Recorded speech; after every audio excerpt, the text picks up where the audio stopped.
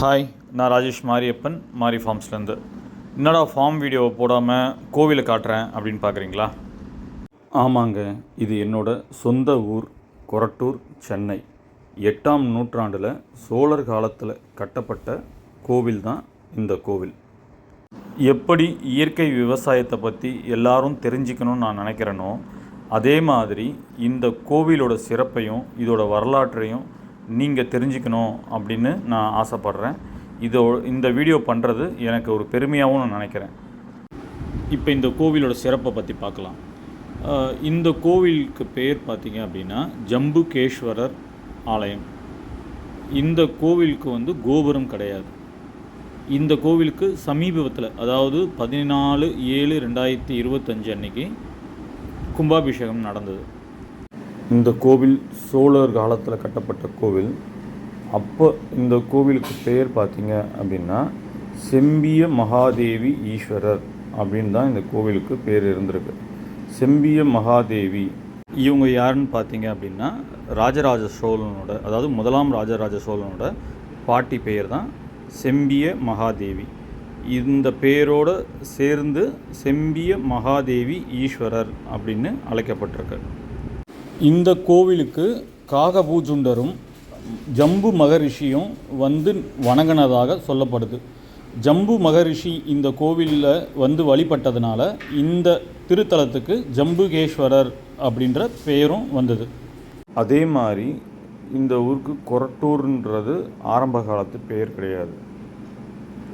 பராந்திர சதிவேத மங்கலம் அப்படின்றது தான் இந்த கிராமத்தின் பெயர். இந்த கிராமத்துக்கு கொரட்டூர் பேர் அமைய காரணம், திருநாவுக்கரசர் அருகில் உள்ள பாடி திருவல்லீஸ்வரர் கோவிலுக்கு வந்ததாகவும், அப்படி வந்தவருக்கு இந்த கோவிலோட சிறப்பை பற்றி அவர் கேட்டறிஞ்சு இந்த கோவிலை தரிசிக்க வந்திருக்கார். தரிசித்து முடித்த பிறகு கோவிலை விட்டு வெளியே வந்தவர் தன்னோட குரடுனா அந்த காலத்தில் ஸ்லிப்பர்னு அர்த்தம். ஸோ அந்த குரடை இந்த ஊர் எல்லை வரைக்கும் கையிலே கொண்டு போயிருக்கார். அதாவது இந்த இடம் அவ்வளோ புண்ணிய ஸ்தலம், இந்த பூமியில் குரடை அணியக்கூடாது அப்படின்னு அவர் சொன்னதாகவும், குரடற்ற ஊர் இந்த பெயரே நாளடைவில் மருவி கொரட்டூர் என்று ஆனதாக சொல்லப்படுகிறது. இந்த கோவிலுக்கு ராஜகோபுரம் இல்லை அப்படின்னு நான் ஆல்ரெடி சொல்லியிருந்தேன். அதே மாதிரி எல்லா கோவிலுக்கும் பார்த்திங்க அப்படின்னா கிழக்கு வாசல் தான் இருக்கும்.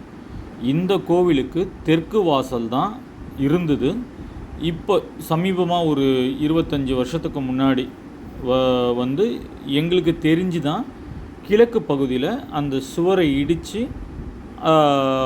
கிழக்கு வாசலை உருவாக்குனாங்க. அதே மாதிரி இந்த கோவிலோட கருவறையோட பின்பக்கம் பார்த்திங்க அப்படின்னா ஒரு அரைவட்ட வடிவில், அதாவது ஒரு யானை அமர்ந்தால் எப்படி இருக்குமோ அந்த மாதிரியான அமைப்பில் தான் இந்த கோவிலோட கருவறையோட அமைப்பு இருக்கும். ஆரம்ப காலத்தில் பார்த்திங்க அப்படின்னா சிவலிங்கமும் அகிலாண்டேஸ்வரி தாயாரோட சிலைகள், இந்த இரு வழிபாட்டு சிலைகள் மட்டும்தான் இருந்தது. இன்றைக்கி இப்போது பார்த்திங்க அப்படின்னா நிறையா, அதாவது முருகப்பெருமான், வள்ளி தேவியானோட இருக்கிறது, இரட்டை விநாயகர், இன்னும் நிறைய சிலைகளை நீங்கள் இப்போ கோவிலுக்குள்ளே பார்க்கலாம். 35 வருஷத்துக்கு முன்னாடி வரைக்கும் இந்த கிராமம் ஒரு பெரிய வளர்ச்சி அடைஞ்ச கிராமம் கிடையாது. பெரிய அளவில் இந்த கோவிலுக்கு கூட்டமும் வராது. அதாவது காலையில் விளக்கு போடுறதுக்காக மட்டும், மாலையில் விளக்கு போடுறது, இந்த 2 வேளைக்கு விளக்கு போடுறதுக்காக மட்டும்தான் இந்த கோவிலையே திறப்பாங்க. ஒரு குடும்பத்தை சார்ந்தவங்க தான் இந்த கோவிலில் இது வரைக்கும் குருக்களாக இருக்காங்க. ஆனால் இந்த நிலைமை அப்படியே தலைக்கீழாக மாறி இப்போ பார்த்திங்க அப்படின்னா இந்த கோவிலுக்கு வர கூட்டம் நாளுக்கு நாள் அதிகரிச்சுக்கிட்டே தான் போகுது. இந்த கோவிலில் பார்த்திங்க அப்படின்னா நீங்கள் நந்தியை வழிபட்டுட்டு உள்ளே என்ட்ரு ஆகும் போதே ஒரு நல்ல வைப்ரேஷனை நம்மளால் உணர முடியும். நம்ம எவ்வளோ மன இறுக்கமாக இருந்தாலும் இந்த கோவிலுக்குள்ளே நம்ம வேண்டுதலை வச்சுட்டு நம்ம சாமி கும்பிட்டுட்டு போகும்போது கண்டிப்பாக 100% அந்த பிரச்சனை கண்டிப்பாக விலகிடும்.